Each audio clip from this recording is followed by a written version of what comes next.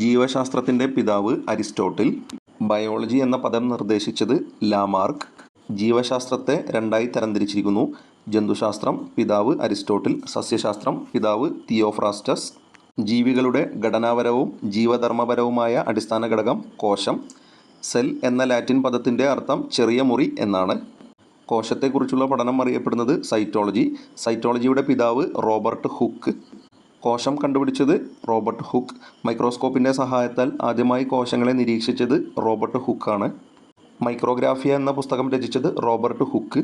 കോശത്തിൻ്റെ ഘടന ആദ്യമായി ചിത്രീകരിച്ച പുസ്തകമാണ് മൈക്രോഗ്രാഫിയ. മനുഷ്യ ശരീരത്തെ പറ്റിയുള്ള ആദ്യ ശാസ്ത്രീയ ഗ്രന്ഥം ഡി ഹ്യൂമാനി കോർപ്പോറിസ് ഫാബ്രിക്ക. എഴുതിയത് ആൻഡ്രിയാസ് വെസാലിയസ്. ജീവനുള്ള കോശം ആദ്യമായി കണ്ടെത്തിയത് ആൻറ്റൺ വാൻ ല്യൂവൻഹോക്ക്. ജന്തുശരീരം കോശങ്ങളാൽ നിർമ്മിതമാണെന്ന് കണ്ടെത്തിയതാര്? Theodor Schwann 1839. കോശസിദ്ധാന്തം